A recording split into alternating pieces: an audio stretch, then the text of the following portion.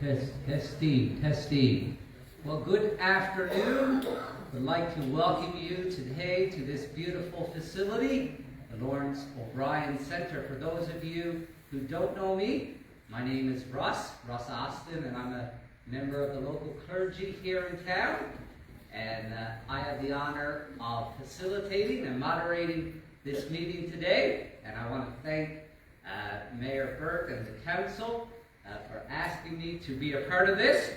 And I've done a couple of these so far. I think the rates are fairly cheap, but nonetheless, thank you very much for allowing me to be a part of this today. So just a few housekeeping rules before we get going today. There's to be no filming or speaking, of speakers, no filming, no live stream. We do have a lady, my good friend Nadine, who's taking care of that for us. And so we ask that you would not do that on your personal devices. We're also going to ask that if you would put them on silent as well during the meeting today. When it comes to the opportunity, once we open the floor for individuals to speak, you will see in the center here 2 microphones. We kindly ask that you would step up to these microphones to speak, and to speak loud and clear. And the only way to speak today is to do that, because we want to hear what you're saying, and we want everybody to hear what you're saying. There is a 5-minute rule when you speak, and everybody in my church wishes they had that rule as well for when I speak on Sunday mornings. But no comment, no comment. But 5 minutes, we're going to ask you to speak today, 5 minutes. When you come to the microphone, we ask that you would introduce yourself using your full name, and we also would like to ask that you would keep your remarks respectful. And I know in previous meetings we haven't had an issue with that. Everybody has presented their remarks in a peaceful, respectful manner, and we really, really appreciate that, and we expect the same today. We also want to thank the staff today here at the Lawrence O'Brien Center for allowing us, for setting this up today, and we really appreciate your time and your effort. We also want to thank the council today for being with us and making this available, and it really shows your passion and your commitment to the community, and we're really, really appreciative of that. We also want to say thank you for our MP and our MHA, Mr. Earl and Mr. Russell, to be with us today. Thank you so much, and it really shows your interest in this community, and it speaks volumes of your presence today. We thank you very much for being in attendance. So again, my name is Russ, and I'm a non-participating member today, just here to moderate and to facilitate. And at this time, we're going to ask the newly elected, His Worship, Mayor Bert Pomeroy. Let's give him a round of congratulations as he comes.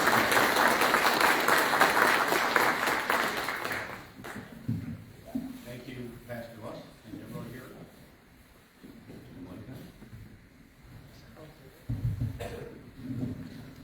Okay, yes, thank you, Pastor Russ, and good afternoon, everybody, and thank you for being here today. Your presence, I believe, sends a very strong message that as a community we stand together on this issue, an important issue that affects each and every one of us. While we've only been elected for less than a month, the 14 Council came together quickly and decisively in response to the recent fires and the growing public safety concerns in our community. During our second public meeting as a council this past Tuesday, we passed a resolution, something that no previous council had done before. It formally calls on the government of Newfoundland and Labrador to provide additional supports and resources to help address public safety concerns in our community. The resolution highlights the strain on our local RC&P detachment and echoes the commitments made by the new Premier and the provincial government to improve public safety. We felt it was important to hold this meeting, not as a political gesture, but as a clear message that we are all united in trying to deal with this issue. We are here to listen, to stand with you, and to work with you so we can all find solutions together. A special thank you to Pastor Russ, who graciously agreed to MC today. Your leadership, sir, and your voice in our community is deeply appreciated. To our Member of Parliament, Mr. Earl, and to our MHA, Mr. Russell, thank you for standing with us. Your presence reinforces that this issue matters at every level of government. As a council, we fully support the work of the RCMP and recognize the immense challenges that they face, especially here in Happy Valley-Goose Bay, where the detachment is the busiest in this province. The demands are high, the stress is real, and their role is critical to the safety and well-being of our community. But they need our support in order for them to do their job effectively. This is not a protest. This is not a rally, but it's a call for solidarity. And our community has really been shaken over the last little while, particularly with 4 fires last weekend. We have our Director of Public Services here, our fire chief, Brad Butler.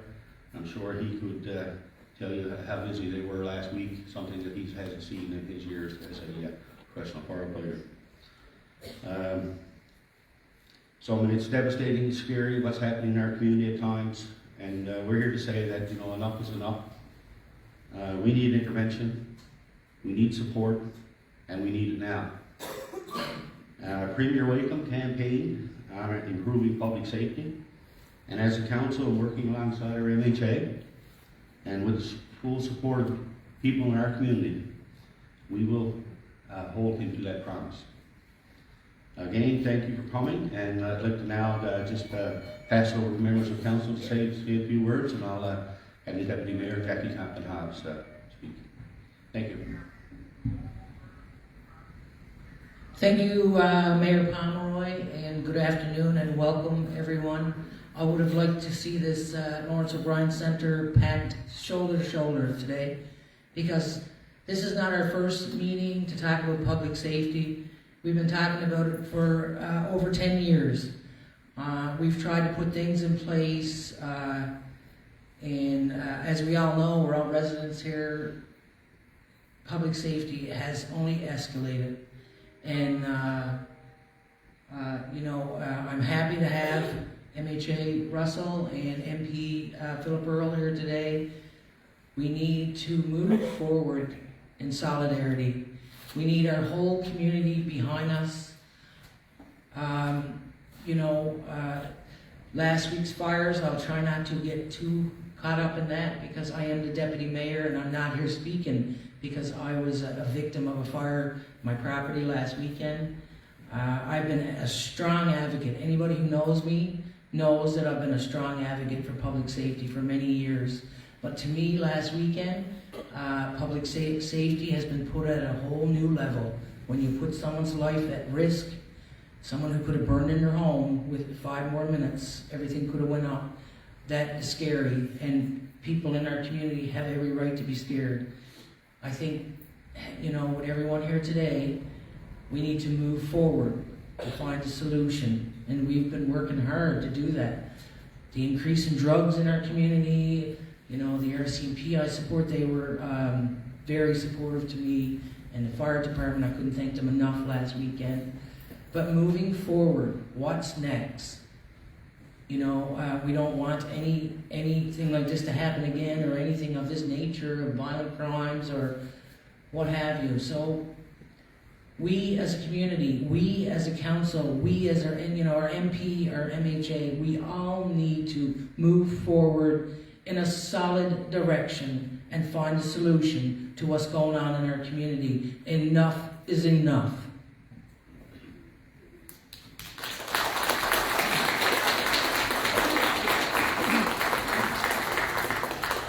Thank you, and I just want to mention that Mr. Brian Davis is here as well, and Brian is actually heading up a community safety and wellness plan, and he'll have an opportunity to say a few words after, so I'll just hand it back to our MC, Pastor Russ. Thank you.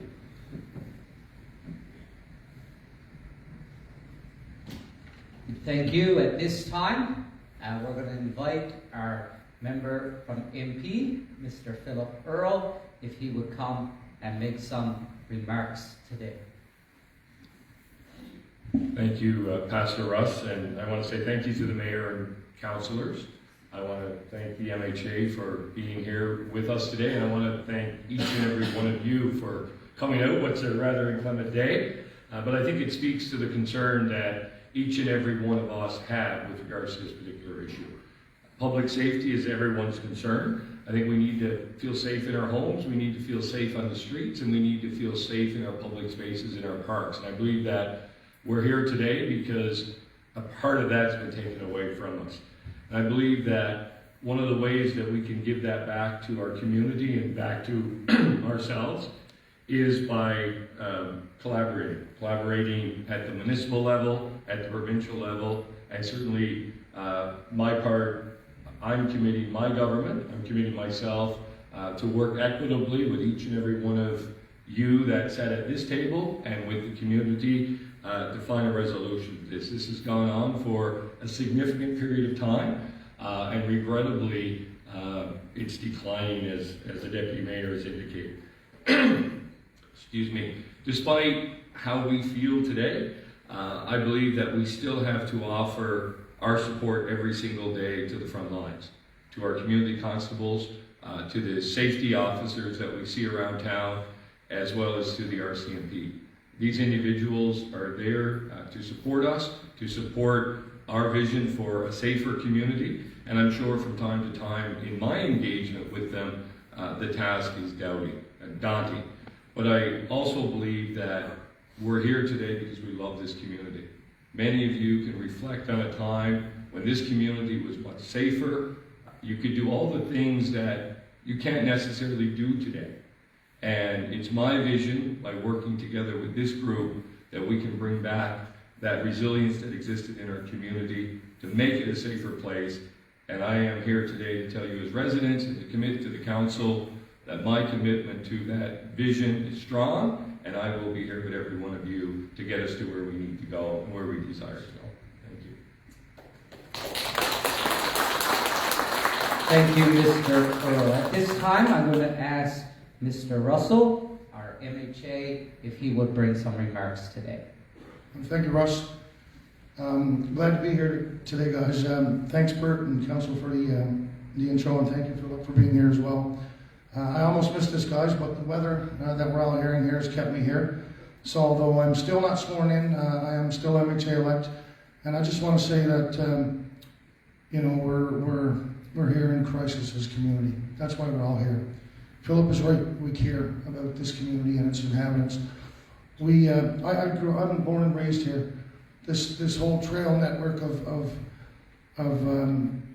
people we're seeing now, those trails were always there.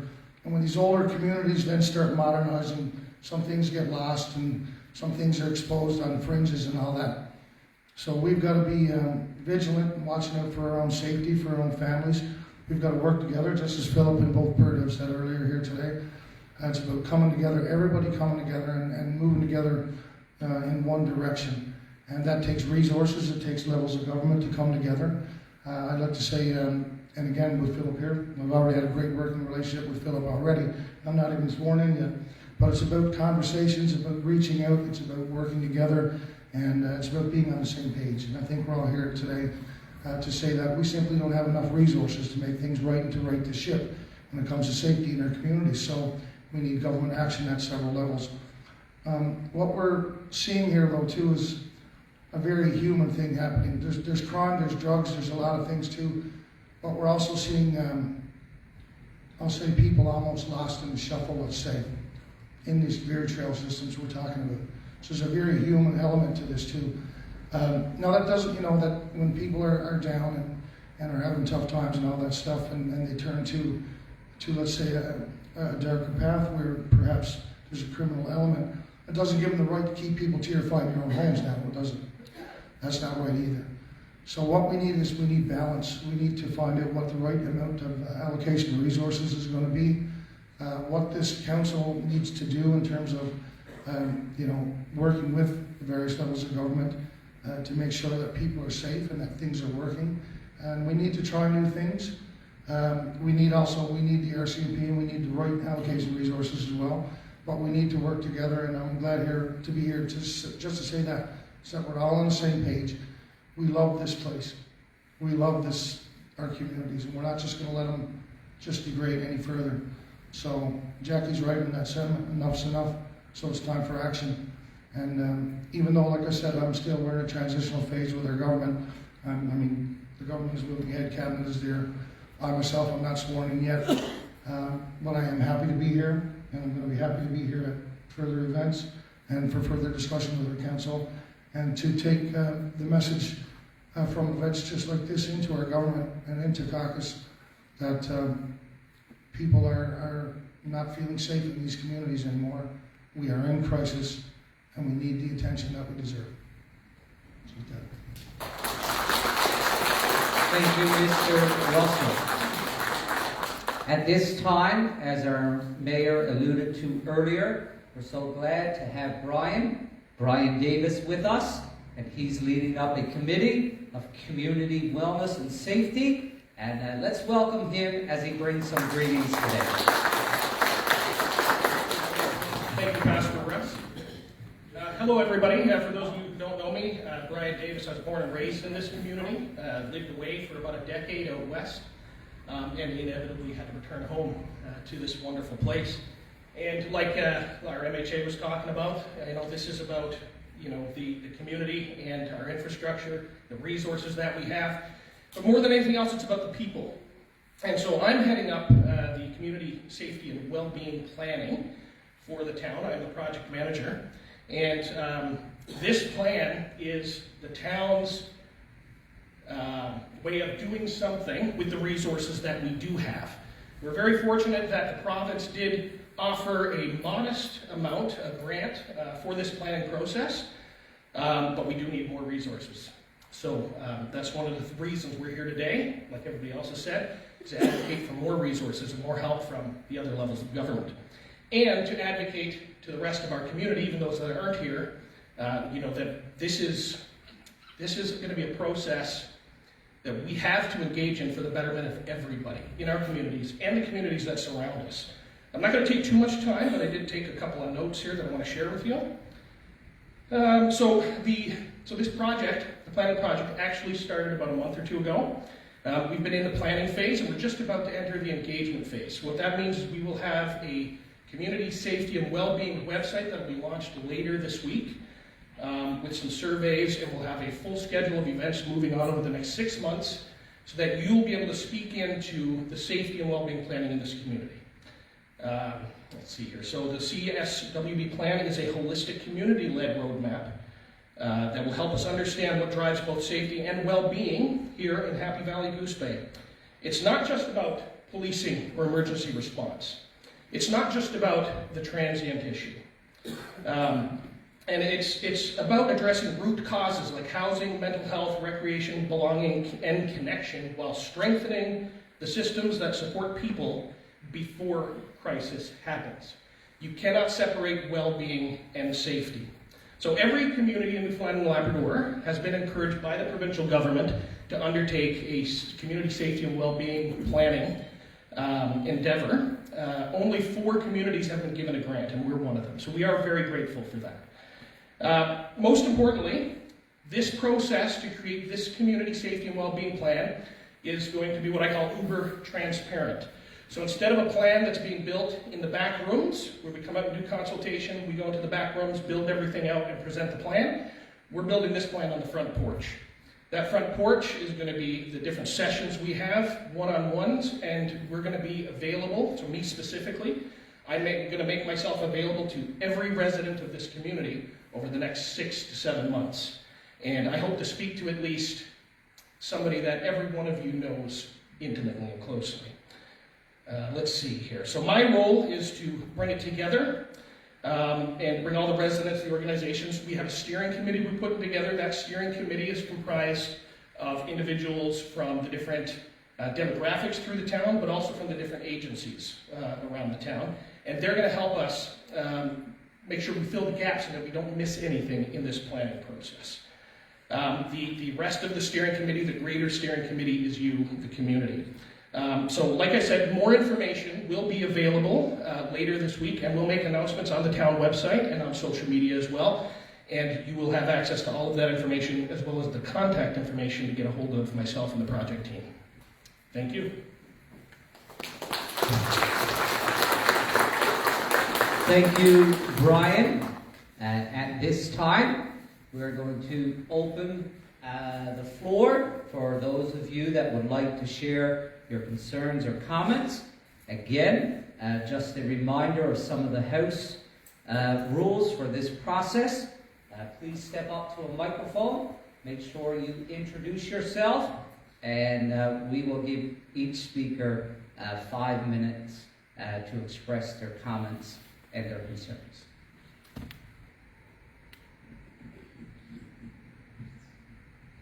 Okay? Everybody hear me? Yeah. Thank you. I'm sorry I stepped up when I'm only here on the two. It seems like our time was being took up a lot. A lot of people need to speak, so I'll keep it short. I'm born here, raised here. My name is Roy Gillette. And I see this town go up and I see it go down. And lately I see it get worse. Not for the people, because there was a community spirit, a very strong community spirit, kind of fell down, went back up, and now it's don't know where to go. And we need leaders just going to step up and say, okay, we're going to do something. I just got released from hospital. I walked around this morning with a walker. Almost every room in the hospital is filled with somebody 80 or 90 years old. If you're a young man and you got to go to the hospital, you're going to spend 2 or 3 days in emergency. Now, isn't that something? In this day and age, to lie on an emergency bed, if anybody but there, they know what it's like. Your bones start to ache and everything. Our hospital is ready to bust. We've got to have a plan for our seniors, for your mothers, for your fathers, for your grandparents. If not, what continuity have we? You go travel abroad, you go to China, the first thing they do is take care of the elderly. I worked 2 jobs all my life. I paid taxes. I did everything I could. I volunteered and everything. Maybe I'm not so sprucey anymore. I can't jump up and down. But that's beside the point. I think there's got to be a committee formed or something and have some kind of direction. If we want to sit in that man's office and give him something to work on, we've got to have some plans. No use get up and follow that. That's not going to do anything. We've got to have a plan. We've got to have a committee. We've got to have a direction, especially from this council. You know, I really applaud you for stepping up and stepping in and take the role seriously and get involved with people, fight what we've got to go, instead of going to bed. Like what you said, scared the place won't catch on fire. Or seeing the logs that lie around up on a plane, truck, or snowboard and everything. Me and the wife went to Dairy Queen. I went around, she went in something and bought something, a ticket was it, and she come up. They said, you got any money? She said, no. Walked away, and one of the girls started chasing her, told me they're up. There's got to be a crackdown somewhere. I mean, I know a lot of people say, no problem because of this, and that, but no. You've got to have some kind of discipline. If not, you don't have a society. And we're going to be a society. I think we should start finding a way to do it. And if Bruce Bay got to be cracked down and be the leader in this, then let's be the leader. Boy, he's taking a back seat when our own problems are behind us and living in fear. We're not supposed to have fear. We're supposed to go to bed. I think somebody should take the lead on it. I'm old, I can't bump with the pack anymore. But please, someone step up. Thank you. Thank you for your comments, sir. Thank you so much. for doing an incredible job of moderating this. Thank you to MP Philip Earl, MHA Keith Russell, the council, the mayor, for coming here on this occasion to bring up and address a very serious issue. I applaud your effort to put together a steering committee to directly address this issue. And in comprising that steering committee, and for everyone to collaborate, I think it's incredibly important for there to be a very, very honest and upfront discussion about the contributing factors to the public safety issues. We can't turn a blind eye to the fact that failed policies have contributed to the situation that we're currently in, and that's faced by other communities in our province and across the country. So in addressing this issue, we have to take a really, really hard look at those policies and how do they cascade into programs and services that either help or do further harm. And this is not about blame.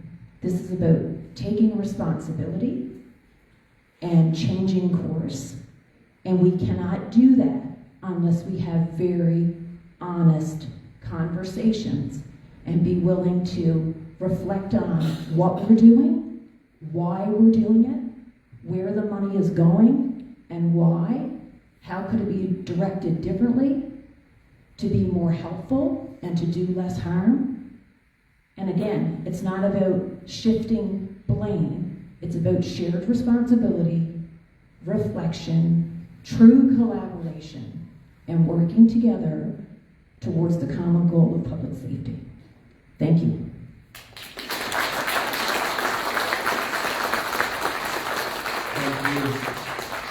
Thank you. I just want to acknowledge, I know it was said earlier, but I want to acknowledge the presence of Mr. Butler, our fire chief, and Mr. Poole, our community constable today. Thank you for being in attendance and appreciate your attendance here today.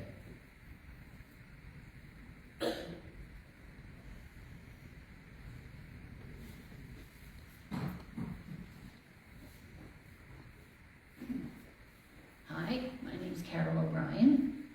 I moved here to Happy Valley-Goose Bay in 2006. I was a nurse at the hospital for 4 years. Then I moved to Natchitoches. I lived there for 14 years. And now I'm back for the last year and a half. So, yes, I'm a senior. I don't drive. I walk everywhere. And I walk on your trails. I walk on your skidoo trails. I walk on your beautiful new bike trail. And I can honestly tell you, I've never had a problem with any safety issue. People-wise, on your trail. I run into lots of transient people, lots of indigenous people. I know a lot of them. They come over, talk to me. Yes, sometimes they ask me for money. Yes, sometimes I give it to them. Sometimes I don't. It all depends if I have any. But never have had a fear. I've never feared anything. But I tell you what, I was really disappointed when you took the benches away from your community. I mean, I'm trying to love this community. I really am. But when you got a 73-year-old walking from North Mart to MOT, where I live, and you can't sit down when you're walking up the bike trail, there's something wrong with your community. I know lots of people got safety issues with the bike trail, but I tell you what, my main concern now on the bike trail is all the vehicles on it. And because it's got this beautiful asphalt on it now, it's going to get worse. Like I've been walking along and like the motorbikes zoom by, you're kind of afraid to really look behind because they're really close. They don't steer away from you, they just go next to you. And now that's just going to get worse. And I have seen actual vehicles on that trail this year. 4 or 5 trucks, a couple of cars, because it's easy to get on the trail. So that's just my little rant. So, thank you. Thank you.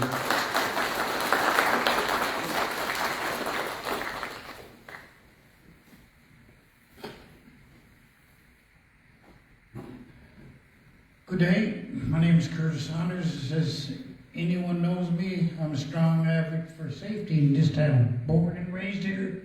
Very proud to say my grandfather was one of the first families here. I look around here to the studs here, auditorium here. We have family that been born here, raised here, grown up here, had children and grandchildren here. We all want here for safety.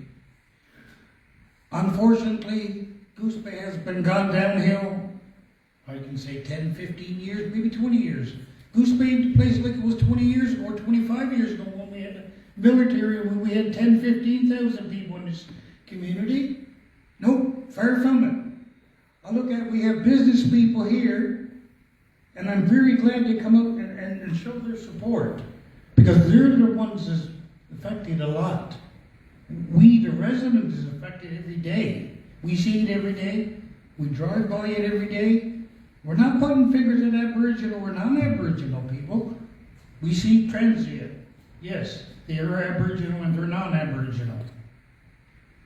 But we have unsolved crime in Goose Bay. We have murders, arsonists, rapists. We have it all here in this community. I can remember a few years ago, I hope I don't get cut off, Russ, but a few years ago we had a town council that was here. I was at that town council meeting, and you know what the town council wanted that day of the day? They wanted to see if they can put the housing in for Muskrat Falls and Goose Bay. We see what happened to Muskrat Falls when we had the dormitory over across the river. Imagine if you had 2,000 or 3,000 people here in the community with the drug problems we had and the alcohol problem. If they had the right to put that place down here on Seaside, no. Be realistic. What would their parents or grandparents? What would they say? I don't know. But that's not. The problem is there's nothing being solved. We have unsolved crime, murders, rapists, arsonists. Mr. Earl, I look at you, I'm voting for you, and I'm glad you're elected in. I know you'll do a good job. Please, pass it on to Mr. Kearney. Please, enough of catch and release. I don't care if you're Aboriginal or non-Aboriginal. That's a lot of the problems here in Goose Bay. We talk about the crime and the drugs. We see people get busted. 2 days later or a day later, they're out on the street again. A month later, they're busted again. So what do? The town council can't do nothing. MHA Keith Russell, I fully support him 101%. And I'm sure he will do what he says he will do. And Mr. Earl, I fully have all my support behind you. Do I have the answers? No, I don't. But please, before we start making decisions here, we had previous councils that wants Galway to come ahead. What did Muskrat Falls give us? Goose Bay was built on the base. It wasn't built on the Gull Islands or the Muskrat Falls. Everyone that came here, my father, my grandfather, everyone came here. They come here to go to work, no matter where you're from. We want what's best. Yes, but I really, really think heads got to come together. But I don't have the answers, far from it. But please, please, something got to be done. That's all I have to say. Thank you, Mr. Saunders.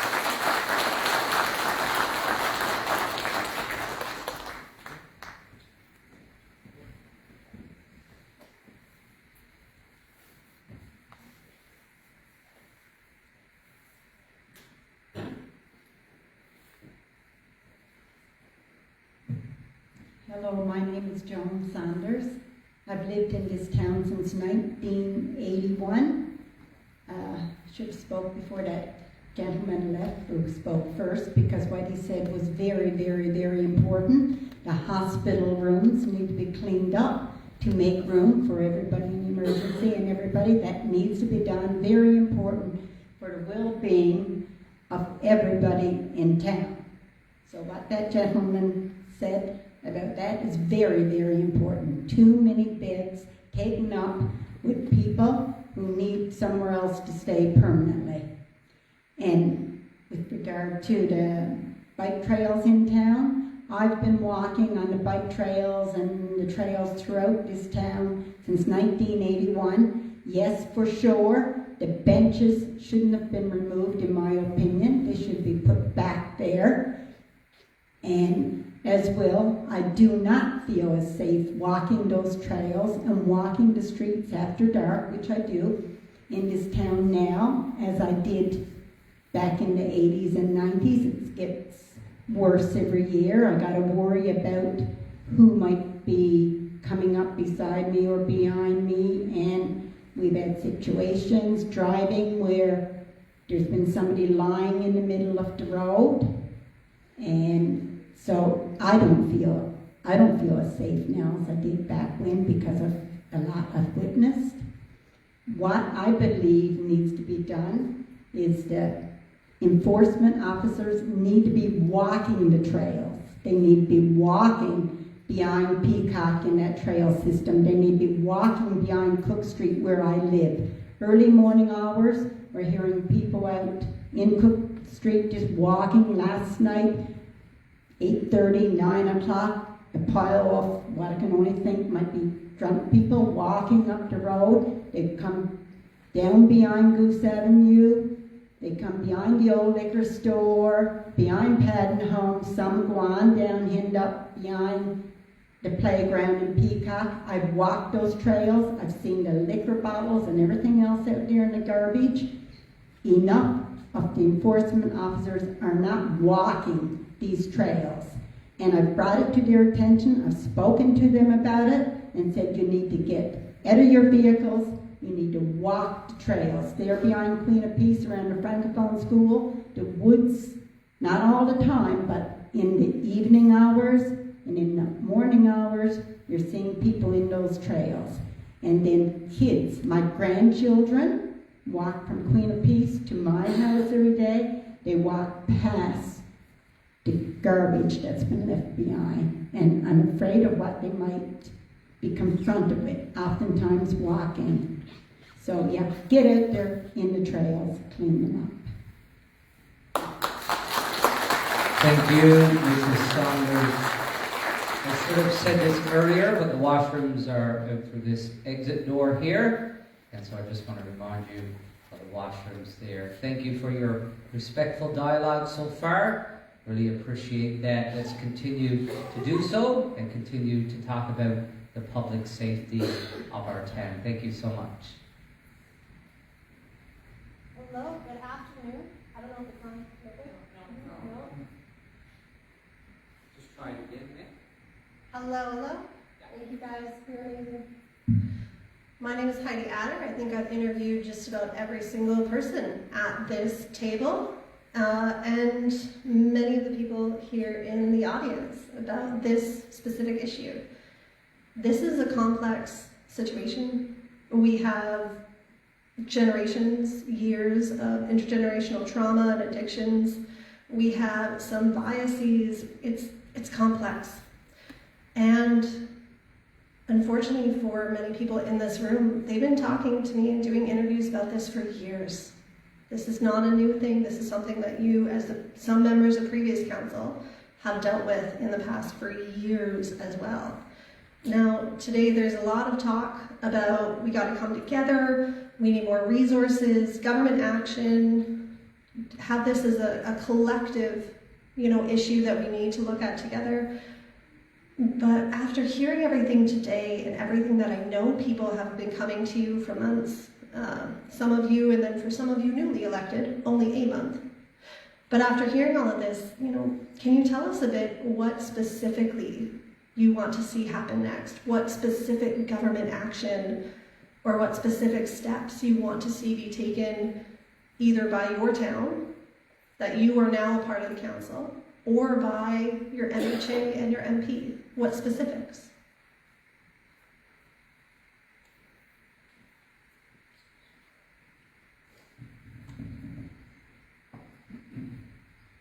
Yes, thank you, Heidi, and it's an interesting question. I mean, if we had all the answers, we probably wouldn't be here today. But, you know, as a council, we felt it was important. We're new as a council, 14th council. We thought it was very important that we come together to be on the same page so we can work together on the same page. And it's not pointing fingers. It's not, you know, looking at one group or another group. This is our community, and we all want to work together for the betterment of our community.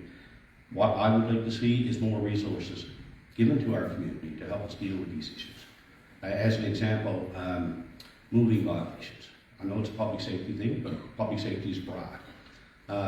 At one time, the town would, community constable or community police, or what it was called over time, community constable could pull people over for jumping stop signs, cell phones, speeding. We can't even do that anymore. And that was something that was taken away from us within the last year or so. You know, so that, and of course, then that we don't have enough resources. The RCMP don't have the resources to be able to keep doing that. So it's a cycle. We can't do it. The RCMP are too busy doing other things. Meanwhile, we had drunk drivers on our streets. I think a couple of weeks ago we had 2 or 3 in one weekend. So, you know, something's got to give, and we need more resources, and we need to work with our MHA to help us get those resources, and with our MP. As a council, we can't do it alone, and that's why we're here today.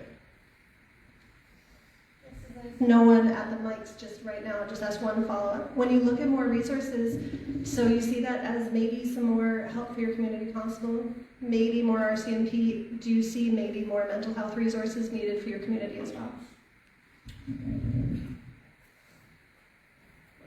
I mean, obviously, we need a lot of things in our community. We're talking about, you know, obviously this issue today is with public safety, but I mean, everything is coming apart at the seams. And as a council, all we can do is advocate for better.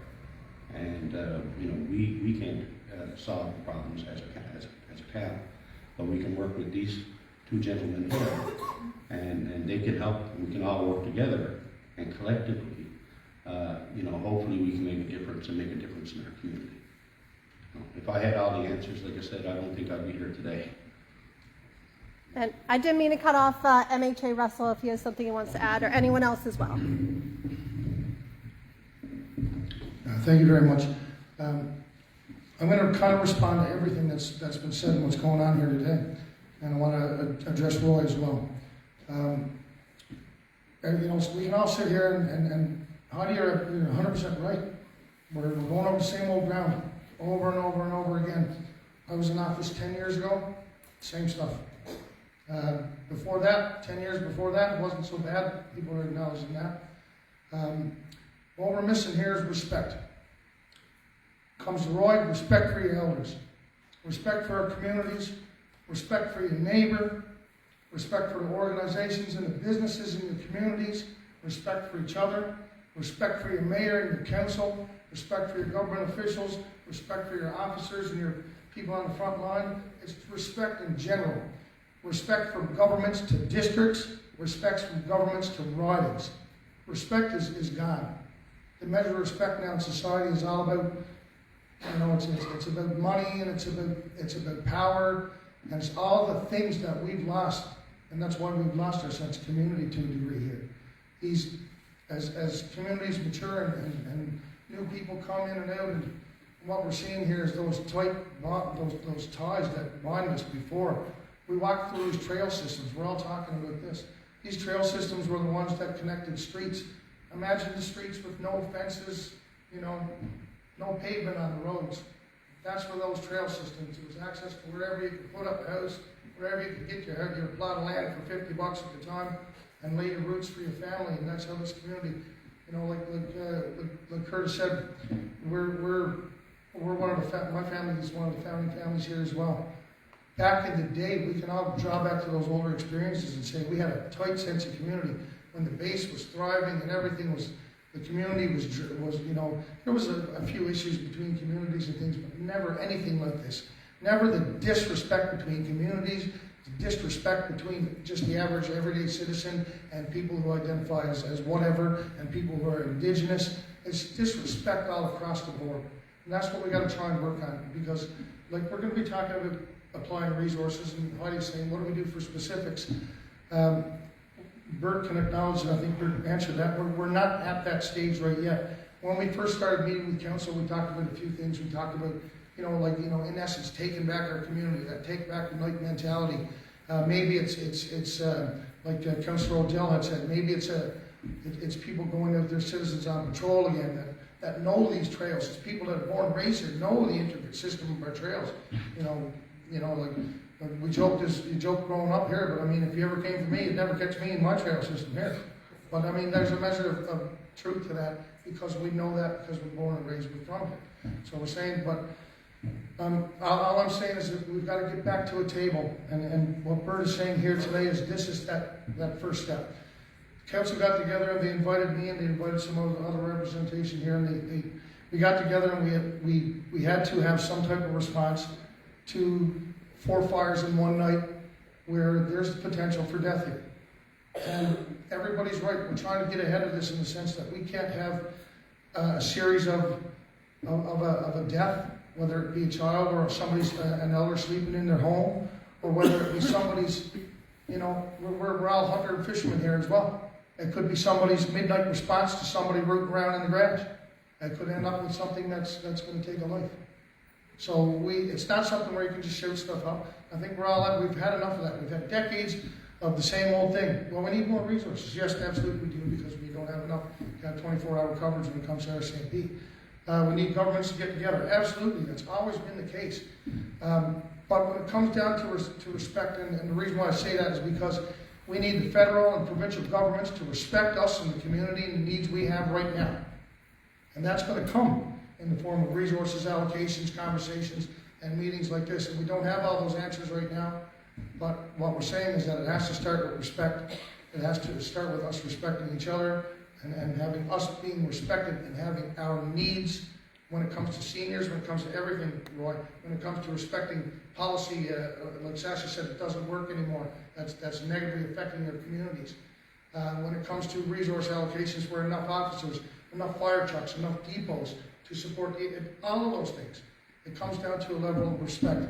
And so what we have to do is we have to march together towards what we need in our communities. We're doing that. We're here today. We're inviting you guys to help us and help steer the way and guide us in that. And we thank you for coming in. We don't have all the answers. We know it's going to take all of these things. But we're all here. And I can tell you one thing about politics, not the most prettiest thing in the world, but I'll tell you one thing. It gives you the beautiful thing that's called a campaign. And everybody here is taking part in that. That's where you go door to door and you meet with all you wonderful people. And you hear those stories like Roy had about the healthcare system, and about the trail system, and about transients, and about people, indigenous problems, and whether or not these issues are being, is this divide and conquer, the old government system back at us again? Are these even real? But we've all seen hundreds and thousands of people in the last little while, in all the communities that are all around us, and we're all saying the same thing, is that these systems are failing in respecting our elders, whether it's in your health care, or whether you have a personal care home space for them, or whether it's in long-term care, or whether it's being able to be comfortable in your own home with the right home supports and not have to worry about somebody coming through your door. I mean, that's about respecting them too. So we got a lot of work to do, and I don't have the answers, but I think we're all here for the right reasons, because we give a damn. We love this place. We love each other. We care about each other, and we're going to work together and move forward and do what we got to do. Now, that takes a lot of things, and we can look at whether it's going to be just RCMP or whether it's revolving door legal system. We can all say there's so many variables here. It's all these things, guys. It's all of these things. Everybody here, your concerns are valid. Now we just got to find a way to work this together.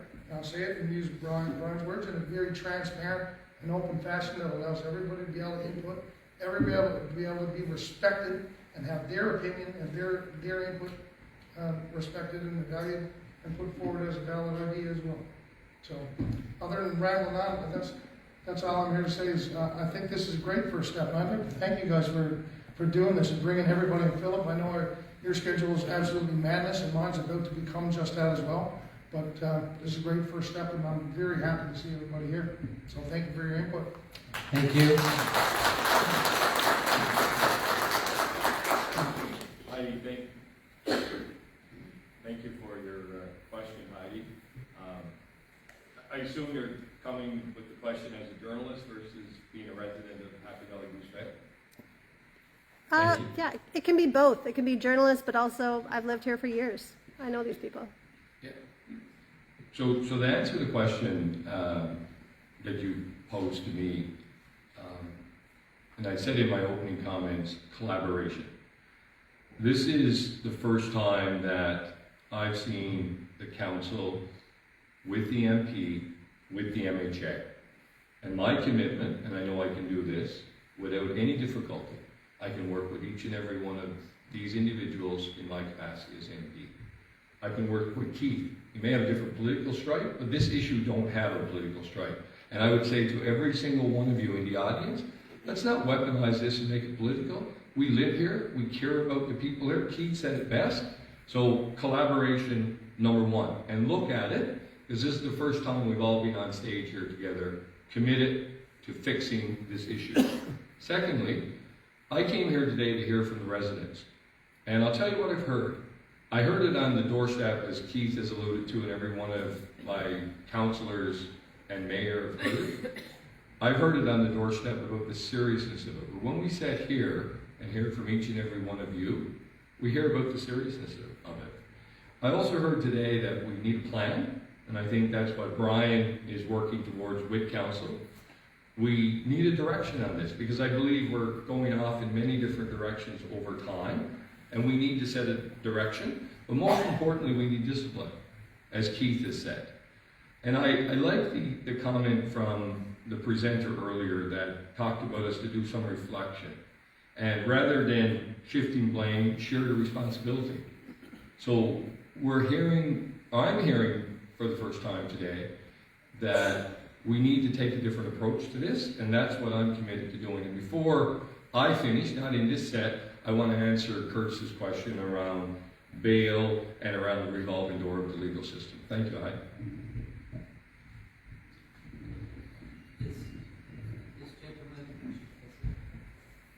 This gentleman here was next in line to speak, and then go ahead. Okay. Hello. Yeah, my name is Edward Mesh. I was born here in the Valley, and I was gone. I was in all over Canada, every province and every territory. I lived in several places, and was involved with things. And I came back and to help my father when he was getting old and whatever. And I liked it here. It's home. I've been, like I said, I lived in Montreal, lived in Saskatoon, lived in Halifax, I lived in Kuujjuaq. I've been around Canada, every territory and every province. And I hear it's getting like this everywhere too. But anyway, just yap about all the problems. We see it, we all know it. But what are we going to do about it? Well, I got a suggestion. A lot of crimes and that, okay, those 4 fires the Friday, that's not the only ones. There's ones every now and then. Well, I got a suggestion like to put a few cameras here and there around town to monitor, or like to, when there's arson or something, as far as I know, it's not solved yet, so that's a little scary to know that there's someone around that could do this again tonight or next week or next month or whatever. But seems that a lot of crimes in the world and other places are solved by camera reviewing footage and stuff like that, because to have someone around amongst us that will do that, and probably will happen again in the future, but to get evidence and for a court to catch people like that or any other crimes, I think would be a good thing to spend some money on. We spend a lot on Christmas decorations and flowers and all them pretty good things, but sensible stuff like preventing, property from being burned. And I'm also in favor of putting the benches back. The day after, so when they took the benches up, I dragged one up, painted it, and put it in front of my house. And I see people using it.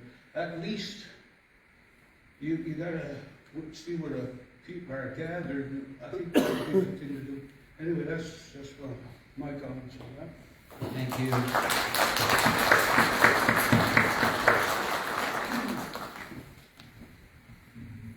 I didn't want to get back up again, but I was thinking there. A great man once told me when I was young and foolish to run around in circles with my life and back up. He said, "You can go by all minute." Well, he said, "There's one thing you gotta do. Keep it simple, stupid." And the stupid one was me. Because I always try to solve a problem, I run around in circles. No matter what the problem is, there's always a simple solution. I say I'm 69. I'll share my wisdom with you whenever I can, what I've learned in my life. And like Curtis was talking, I was here when he was talking. Back in my day, you had to fight to earn respect. And nowadays you don't have to. I don't want to go back to that, but there was a lot of prejudice, a lot of hate. You name it was there. Newfoundlanders hated Labradorians, Labradorians hated Newfoundlanders, everybody hated Americans, the Germans, whatever. But I don't feel that hatred today, and I hope that stays as a little small step towards the right. We're not gone yet. Like Keith said, there's still some of us here. And no matter what committee you get on, you can put yourself in a room, fight like cats and dogs, but when you come out and present your solution to the public, you stand united. That's the only way you're going to get anything done.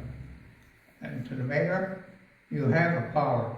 You have stiffer bylaws. The town can enforce that. And if somebody's publicly drunk, get them arrested, throw them in jail, whatever, do whatever. If you make it so comfortable, I don't want to say this with a possible solution. If you make everything comfortable, they're going to stay at it. Now, I hope I'm not crossing the line there, but that's my view on it. Because when I was young and drinking on the riverbank, the cops showed up your room. You never made fun of it. But we were all spirit coming up. First thing we do, come on, buddy, you want to go around or what? You had respect. You listen, we listened to them too. I mean, I'm sure RCMP, they know what they can. In their hands from time, a lot of time. But you got my support, because you're doing a job nobody else wants to do. But I mean, that's why we have neighborhood watch. I get up at 4 o'clock in the morning, I go to continues, because I can't sleep. I take notice of a lot of stuff in this. Who's driving around at 4, right? Not up to, they could be doing anything about it. I see people walking on the road, backpacks on, what are they up to? You hear about somebody getting broken into this morning, things like that. Anyway, I don't want to take anybody's time, but like I said, get some committees going. And when you look at this, don't look at it as another meeting. Look at it as a start.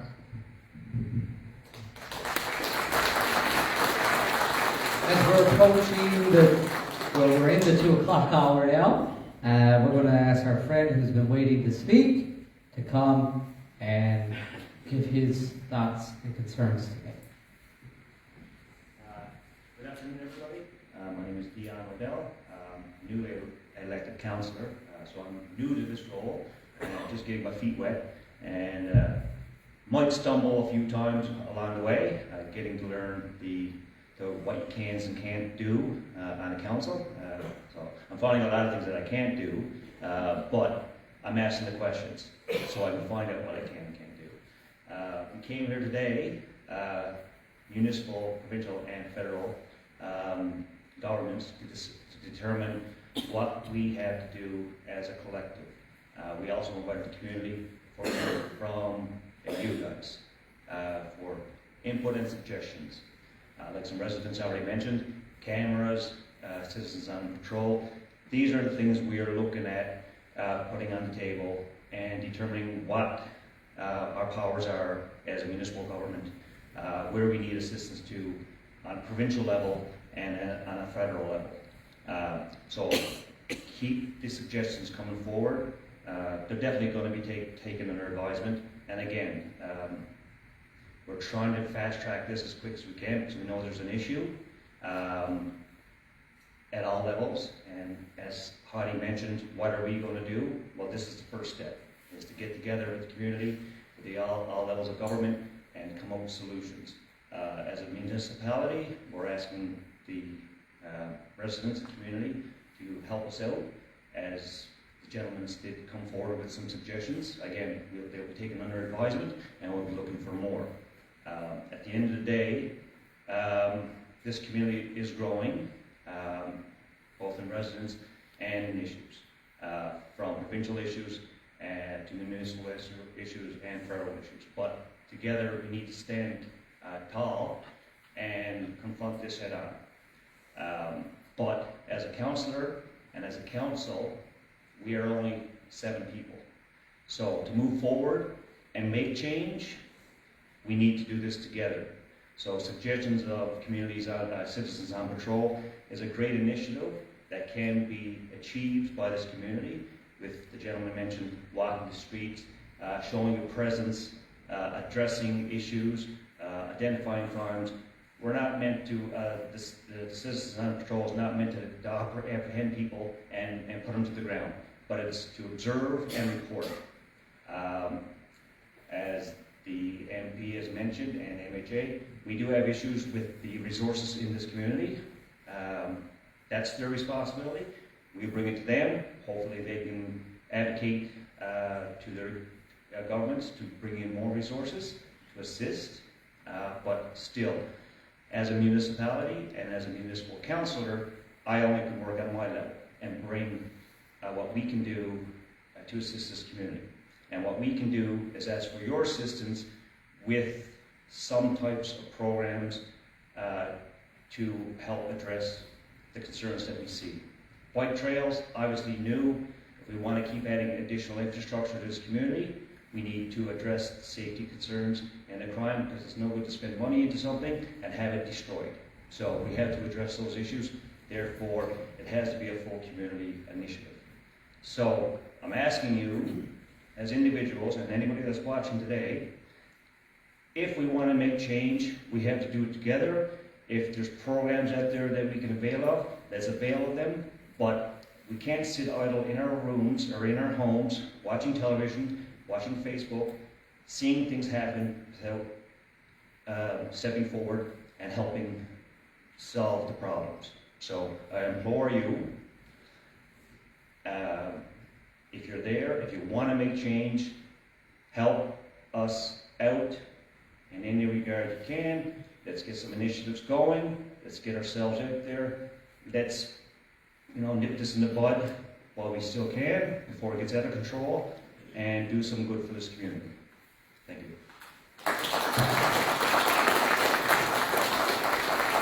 Thank you. We're coming to, we're 10 after 2. Right, not a problem, Jack.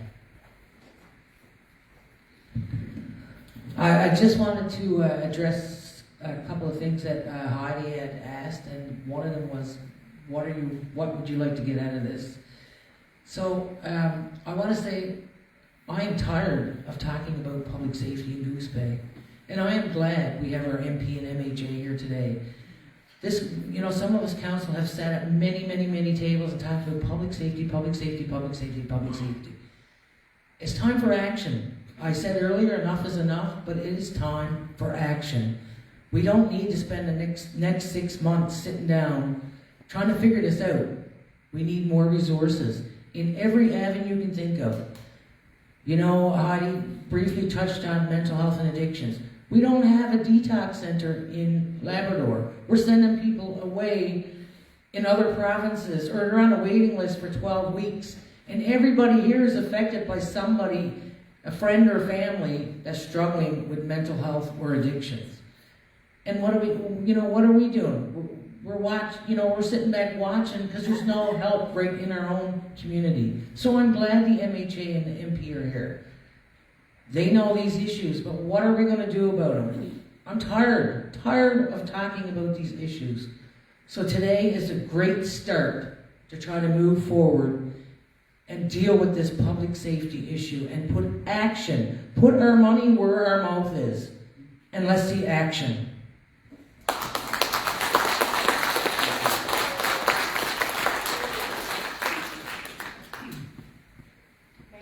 Yes. Hi, my name is Valley-Goose. Sorry, just bear with me. I didn't really mentally prepare myself to speak today. I'm going to start with one question, and it's a really selfish question, but I've been a victim. And for over a year now, we've been talking about what we can do to help people. But nobody's ever spoken to me about what we can do to help me. Just curious about that. I know that's a selfish question, but the reason I'm asking it first is because I know I'm going to lose my train of thought after I read all that I'm going to read. So I didn't prepare anything to say today, and I feel like a broken record. I'm just saying the same thing over and over again.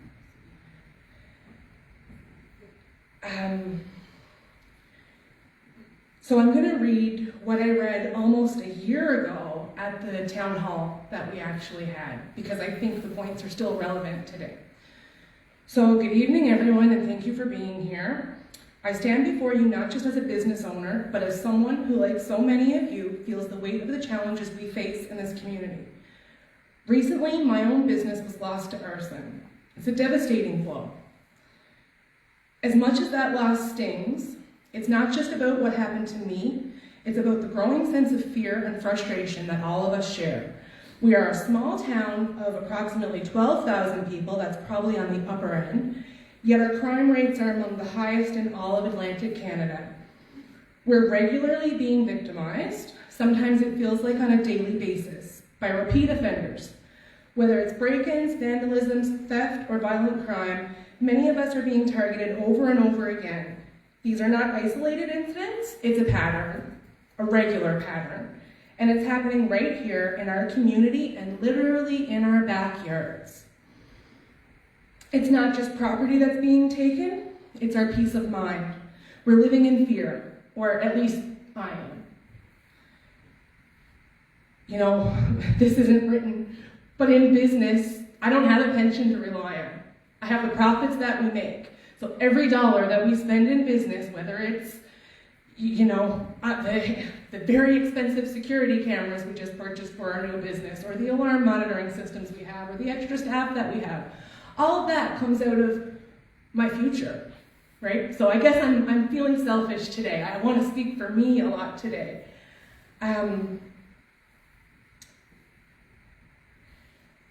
So it's not just property that's being taken, it's our peace of mind. We're living in fear. Take, for example, the incident over a year ago where an elderly woman had her front door kicked in.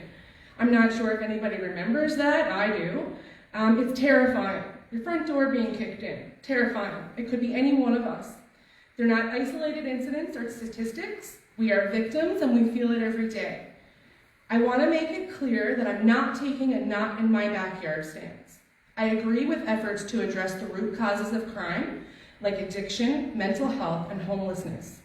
These issues are serious, and I support efforts for rehabilitation and detox programs. But the truth is, I don't trust that these programs will actually work. I've been waiting for a year to see something. Longer than a year, but lost the business a year ago. I don't think it's going to work within the framework of our already overstretched and understaffed healthcare system. We're scared, we're frustrated, and we've been victimized so often that we've lost confidence in the system.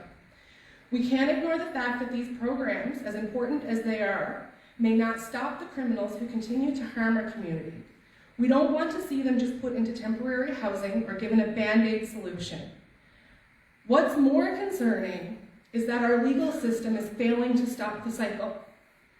Prosecutors themselves have stated they simply can't handle the volume of cases they already have, let alone more. The backlog is so severe that it's impending justice for everyone, including those of us who are being harmed by repeat offenders. Laws aren't doing enough to protect us when criminals are repeatedly let back into the community without facing the real consequences of their actions. We all see the same thing happening over and over. People are caught, then released, and then they commit more crimes. The system is broken, and it's making us feel like there's zero accountability. While I'm open to learning more about addiction, trauma, and mental health, I don't believe those issues should be used as an excuse for crime. Yes, we should support those who are struggling, but we cannot allow this to become an excuse for lawlessness. It's not fair to those of us who are being victimized regularly to sit back and suffer. We deserve to feel safe in our own homes, our businesses, and our community. I know this perspective might sound biased because, as I said, I've been directly affected. But the reality is this problem is affecting all of us. There has to be a way to find balance, a way to address the social issues while ensuring our community is safe. It's possible to support people in need without sacrificing our safety. I'm deeply concerned about the current system. We need more police presence. We need stronger enforcement of the law. We need to know there's a real plan to help those with addictions, trauma, and mental health issues in a way that doesn't compromise the safety for the rest of us. We need to know that those who commit crimes are held accountable, not simply given a free pass to reoffend because the legal system is overwhelmed. I recently learned about the suicide statistics for Labrador, and the numbers are shocking. While mental health challenges and trauma need urgent attention, it doesn't change the fact that we need a community that is safe for everyone. We cannot continue to ignore the crime rate and the irregular victimization we are experiencing. Thank you for listening. I know that if we work together, we can find real solutions, but we need action, not just promises. Action. We need real change to make our community a place where we can all feel safe. Thank you.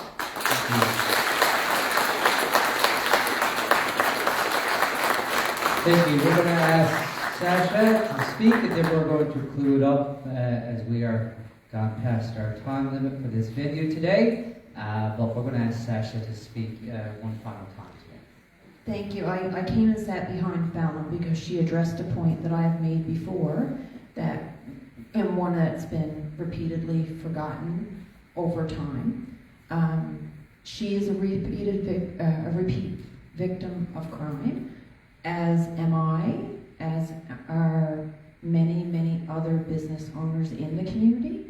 And she is absolutely 100% correct that at no point have we ever been asked how we are or what do we need. As a matter of fact, just the opposite quite often happens. That when we address our concerns, we're blamed, we're made to feel that we don't necessarily have a right to bring the concerns forward. So I think part of the reflection piece that needs to happen is, again, what are we doing and why? How are we respecting each other? Are we respecting each other? And can we recognize fully that, people who are experiencing this have feelings as well? That when we address the needs of one population or one group of people, we don't dismiss the feelings and experiences of another. And I'd like to thank Fallon for bringing that up because it's not something that came to mind right away for me, but it's definitely a concern, and it's one that amongst the business community and many of us people who have fought for change, that we've talked amongst ourselves. But I think it's really, really important that we ask people how they're doing, and we put services and supports in place for everyone. Thanks. Our MP, Mr. Earl, has one final remark to say today. I wanted to just answer Kurtz's question because I know it's in everyone's mind as we look at the crime rates in our community. Why do people get charged? They're in and they're out. It's a concern for everyone. It's a concern for me. It's a concern for the government I'm part of. So I just want you to hear me on this and understand that what I'm saying is truthful. We have two systems in our great country of Canada. We have a political system which gives you the right to take me out of office. Take my colleague out of office, take any of my friends out of office. That's the political system. We have a justice system. Judges in Canada are appointed by the Governor General as a representative of the King. The justice system in Canada is not political. So if we were to go back to the era of 2008, 2015, there were some significant changes brought in as it relates to bail. Things that I believe everyone in this audience would welcome and would want. But we also have something else in our country called the Charter of Rights and Freedoms. And if somebody is charged, we know the court process. In 4 separate incidents under that particular legislation, the Supreme Court of Canada struck it down and said the provisions against bail went too far, which necessitated new bail laws which were brought in 2023. Passed legislation and came forward. In that new legislation, we're seeing the results today of people being tried, getting bail, back out on the street, and the revolving justice system that I believe you referred to. Government has legislation in front of the House right now to reform the Bail Act. The changes this time compared to what was there in 2023 or in the previous legislation that was struck down by the Supreme Court of Canada focuses in on some of the crimes that we're most concerned about in this room here today. Violent crime, extortion, home invasion. If that legislation passes, and it's expected to pass before the beginning of the new year, that new legislation is expected to put an end to much of the rotational door of the justice system as it relates to bail. I think it's important to say that for the audience to know that, because I get it, you read a lot about it, but know that we live in the best country on earth. We do have a justice system that's separate from the political system, and even criminals have rights, and the justice system in Canada protects those rights. But I hope we have the bail system and the legislation right this time. But I owed it to Curtis to answer that question. If you want to chat to me about it afterwards, any of you, anytime, my phone is available. Call me. I'll sit down. I'll talk to any of you. Thank you. Thank you. Thank you. That's a great point of clarification, MP. Thank you so much, everybody, for coming today. And again, as always, this meeting has been conducted in a respectful and worthy manner, and it always is that, and everybody speaks their opinion and their view, but you do it in a respectful manner, and you are to be commended for that. And so I want to thank you for coming today on behalf of the Council and our NP and MHA, and as our NP has said, if anybody would like to speak to anybody on your way out, please feel free to do so, and enjoy the rest of your afternoon. And can I end with Go Jays Go? Yeah.